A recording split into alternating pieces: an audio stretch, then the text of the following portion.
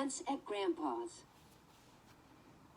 Monday morning, everybody got up early in a hurry to get started to Grandpa's.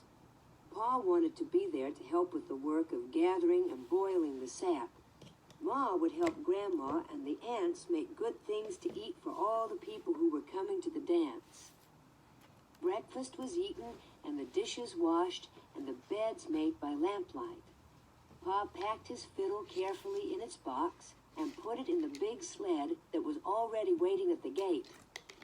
The air was cold and frosty, and the light was gray when Laura and Mary and Ma with baby Carrie were tucked in snug and warm under the robes on the straw in the bottom of the sled.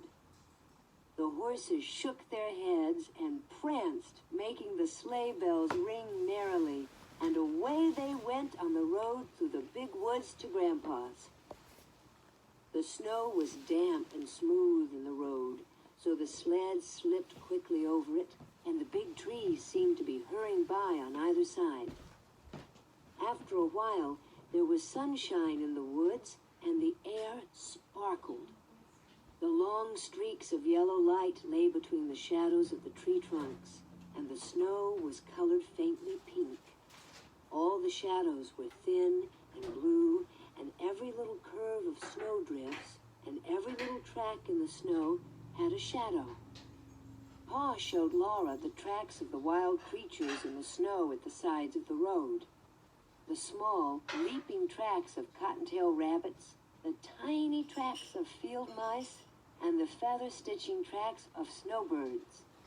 There were larger tracks, like dogs' tracks, where foxes had run, and there were the tracks of a deer that had bounded away into the woods. The air was growing warmer already, and Pa said that the snow wouldn't last long. It did not seem long until they were sweeping into the clearing at Grandpa's house, all the sleigh bells jingling. Grandma came to the door and stood there smiling, calling to them to come in. She said that Grandpa and Uncle George were already at work out in the maple woods.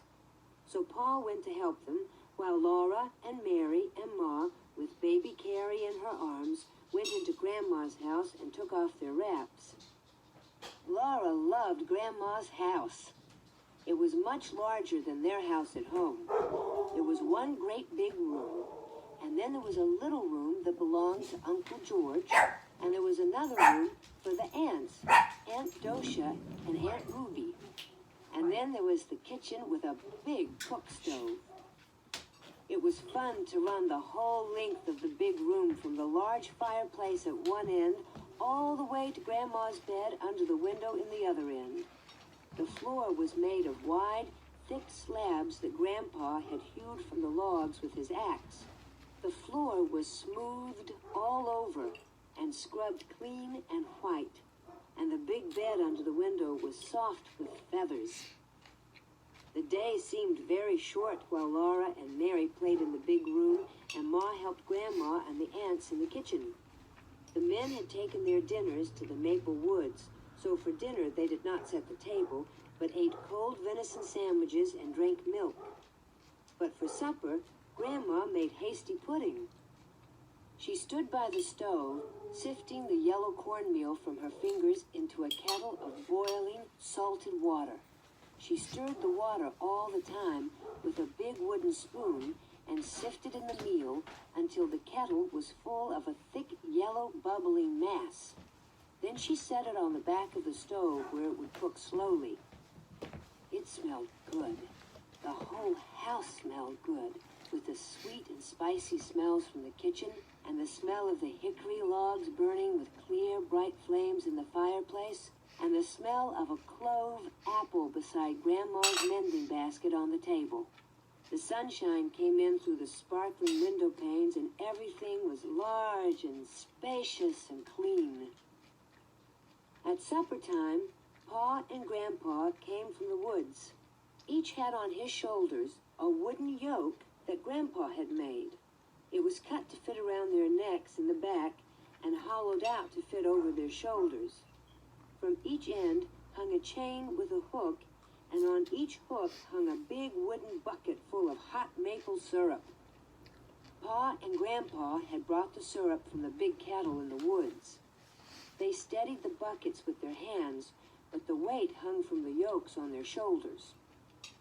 Grandma made room for a huge brass kettle on the stove. Pa and Grandpa poured the syrup into the brass kettle, and it was so large that it held all the syrup from the 4 big buckets. Then Uncle George came with a smaller bucket of syrup, and everybody ate the hot, hasty pudding with maple syrup for supper. Uncle George was home from the army. He wore his blue army coat with the brass buttons, and he had bold, merry blue eyes. He was big and broad, and he walked with a swagger. Laura looked at him all the time she was eating her hasty pudding, because she'd heard Pa say to Ma that he was wild. George is wild since he came back from the war, Pa had said, shaking his head as if he was sorry, but it couldn't be helped. Uncle George had run away to be a drummer boy in the army when he was 14 years old. Laura had never seen a wild man before. She did not know whether she was afraid of Uncle George or not. When supper was over, Uncle George went outside the door and blew his army bugle long and loud. It made a lovely ringing sound far away through the big woods. The woods were dark and silent, and the trees stood still as though they were listening. Then from very far away, the sound came back, thin and clear and small, like a little bugle answering the big one. "Listen," Uncle George said. "Isn't that pretty?" Laura looked at him, but she did not say anything, and when Uncle George stopped blowing the bugle, she ran into the house. Ma and Grandma cleared away the dishes and washed them and swept the hearth, while Aunt Dosha and Aunt Ruby made themselves pretty in their room. Laura sat on their bed and watched them comb out their long hair and part it carefully. They parted it from their foreheads to the napes of their necks, and then they parted it across from ear to ear. They braided their back hair in long braids, and then they did the braids up carefully in big knots. They had washed their hands and faces and scrubbed them well with soap at the wash basin on the bench in the kitchen. They had used store soap, not the slimy, soft, dark brown soap that Grandma made and kept in a big jar to use for common every day. They fussed for a long time with their front hair, holding up the lamp and looking at their hair in the little looking glass that hung on the log wall. They brushed it so smooth on each side of the straight white part that it shone like silk in the lamplight. The little puff on each side shone too, and the ends were coiled and twisted neatly under the big knot in the back. Then they pulled on their beautiful white stockings that they had knit of fine cotton thread in lacy openwork patterns, and they buttoned up their best shoes. They helped each other with their corsets. Aunt Dosha pulled as hard as she could on Aunt Ruby's corset strings, and then Aunt Dosha hung onto the foot of the bed while Aunt Ruby pulled on hers. "Pull, Ruby, pull," Aunt Dosha said, breathless. "Pull harder." So Aunt Ruby braced her feet and pulled harder. Aunt Dosha kept measuring her waist with her hands, and at last she gasped, "I guess that's the best you can do." She said, "Caroline says Charles could span her waist with his hands when they were married." Caroline was Laura's ma, and when she heard this, Laura felt proud. Then Aunt Ruby and Aunt Dosha put on their flannel petticoats, and their plain petticoats, and their stiff, starched white petticoats with knitted lace all around the flounces, and they put on their beautiful dresses. Aunt Dosha's dress was a sprigged print, dark blue, with sprigs of red flowers and green leaves thick upon it. The basque was buttoned down the front with black buttons, which looked so exactly like juicy big blackberries that Laura wanted to taste them. Aunt Ruby's dress was wine-colored calico, covered all over with a feathery pattern in lighter wine color. It buttoned with gold-colored buttons and every button had a little castle and a tree carved on it. Aunt Docia's pretty white collar was fastened in front with a large round cameo pin which had a lady's head on it. But Aunt Ruby pinned her collar with a red rose made of sealing wax. She had made it herself on the head of a darning needle which had a broken eye, so it couldn't be used as a needle anymore. They looked lovely, sailing over the floor so smoothly with their large round skirts. Their little waists rose up tight and slender in the middle, and their cheeks were red and their eyes bright under the wings of shining, sleek hair. Ma was beautiful, too, in her dark green delaine with the little leaves that looked like strawberries scattered over it. The skirt was ruffled and flounced and draped and trimmed with knots of dark green ribbon, and nestling at her throat was a gold pin.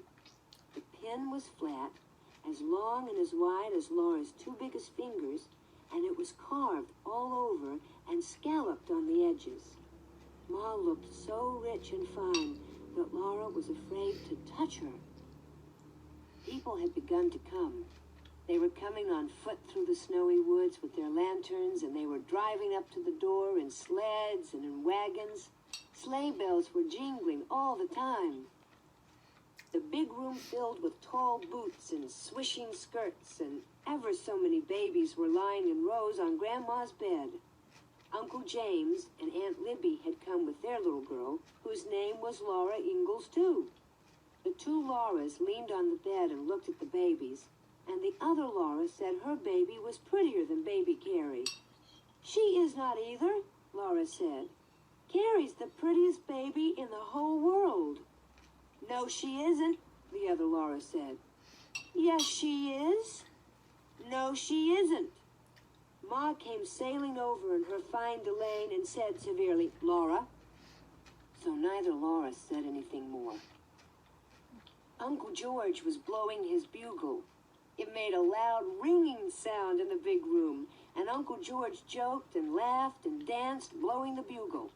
Then Pa took his fiddle out of its box and began to play, and all the couples stood in squares on the floor and began to dance when Pa called the figures. "Grand right and left," Pa called out, and all the skirts began to swirl, and all the boots began to stamp. The circles went round and round, all the skirts going one way and all the boots going the other way, and hands clasping and parting high up in the air.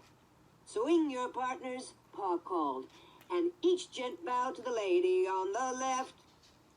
They all did as Pa said. Laura watched Ma's skirt swaying and her little waist bending and her dark head bowing, and she thought Ma was the loveliest dancer in the world. The fiddle was singing, "Oh, you Buffalo gals, aren't you coming out tonight? Aren't you coming out tonight? Aren't you coming out tonight? Oh, you Buffalo gals, aren't you coming out tonight to dance by the light of the moon?"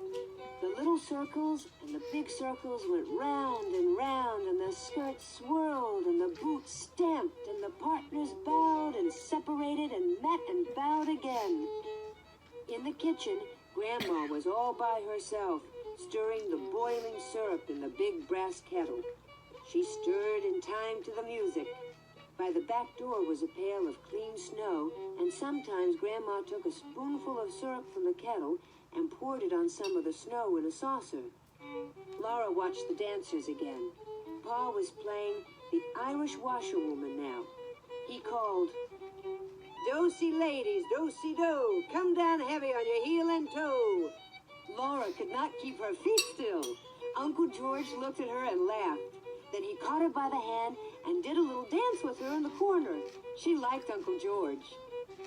Everybody was laughing over by the kitchen door. They were dragging Grandma in from the kitchen. Grandma's dress was beautiful, too, a dark blue calico with autumn-colored leaves scattered over it. Her cheeks were pink from laughing, and she was shaking her head. The wooden spoon was in her hand. "I can't leave the syrup," she said. But Pa began to play the Arkansas Traveler, and everybody began to clap in time to the music. So Grandma bowed to them all and did a few steps by herself. She could dance as prettily as any of them. The clapping almost drowned the music of Pa's fiddle. Suddenly, Uncle George did a pigeon wing, and bowing low before Grandma, he began to jig. Grandma tossed her spoon to somebody. She put her hands on her hips and faced Uncle George, and everybody shouted. Grandma was jigging. Laura clapped her hands in time to the music with all the other clapping hands. The fiddle sang as it had never sung before. Grandma's eyes were snapping and her cheeks were red, and underneath her skirts her heels were clicking as fast as the thumping of Uncle George's boots.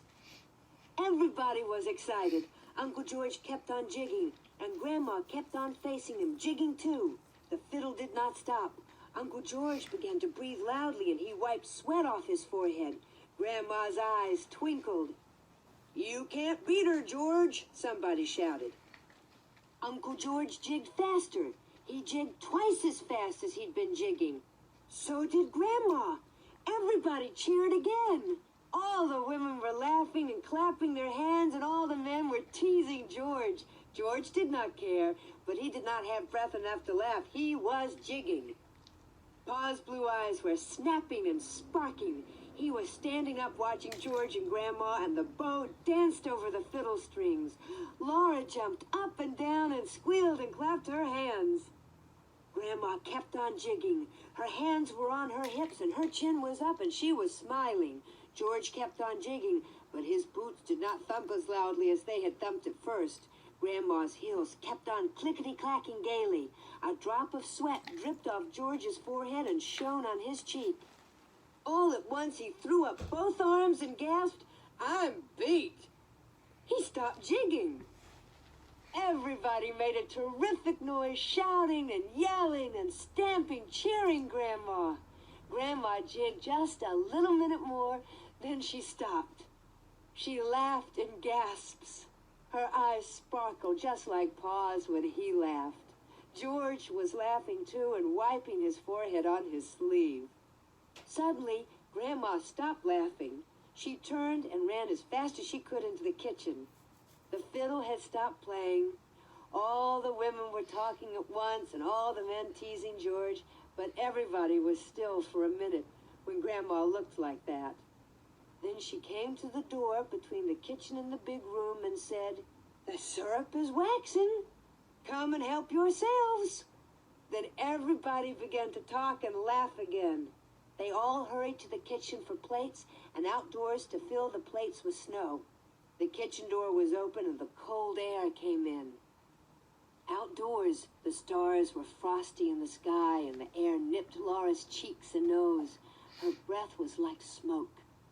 She and the other Laura and all the other children scooped up clean snow with their plates. Then they went back into the crowded kitchen. Grandma stood by the brass kettle, and with a big wooden spoon, she poured hot syrup on each plate of snow. It cooled into soft candy, and as fast as it cooled, they ate it. They could eat all they wanted, for maple sugar never hurt anybody.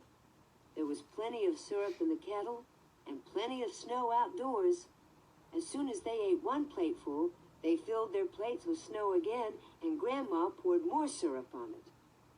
When they had eaten the soft maple candy until they could eat no more of it, then they helped themselves from the long table loaded with pumpkin pies and dried berry pies and cookies and cakes. There was salt rising bread too, and cold boiled pork and pickles. Ooh, how sour the pickles were. They all ate till they could hold no more, and then they began to dance again. But Grandma watched the syrup in the kettle. Many times she took a little bit of it out into a saucer and stirred it round and round. Then she shook her head and poured the syrup back into the kettle.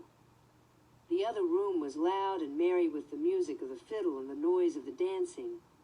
At last, as Grandma stirred, the syrup in the saucer turned into little grains like sand, and Grandma called, "Quick, girls, it's graining." Aunt Ruby and Aunt Dosha and Ma left the dance and came running. They set out pans, big pans and little pans, and as fast as Grandma could fill them with syrup, they set out more. They set the filled ones away to cool into maple sugar. Then Grandma said, "Now bring the patty pans for the children." There was a patty pan, or at least a broken cup or a saucer, for every little girl and boy. They all watched anxiously while Grandma ladled out the syrup. Perhaps there would not be enough. Then somebody would have to be unselfish and polite. There was just enough syrup to go round. The last scrapings of the brass kettle exactly filled the very last patty pan. Nobody was left out. The fiddling and the dancing went on and on. Laura and the other Laura stood around and watched the dancers. Then they sat down on the floor in a corner and watched. The dancing was so pretty and the music so gay that Laura knew she could never get tired of it. All the beautiful skirts went swirling by, and the boots went stamping, and the fiddle kept on singing gaily. Then Laura woke up, and she was lying across the foot of Grandma's bed. It was morning. Ma and Grandma and baby Carrie were in the bed. Pa and Grandpa were sleeping rolled up in blankets on the floor by the fireplace. Mary was nowhere in sight. She was sleeping with Aunt Dosha and Aunt Ruby in their bed. Soon everybody was getting up. There were pancakes and maple syrup for breakfast. And then Pa brought the horses and sled to the door. He helped Ma and Carrie in, while Grandpa picked up Mary and Uncle George picked up Laura, and they tossed them over the edge of the sled into the straw. Pa tucked in the robes around them, and Grandpa and Grandma and goodbye, goodbye, as they rode away into the big woods, going home. The sun was warm, and the trotting horses threw up bits of muddy snow with their hooves. Behind the sled, Laura could see their footprints, and every footprint had gone through the thin snow into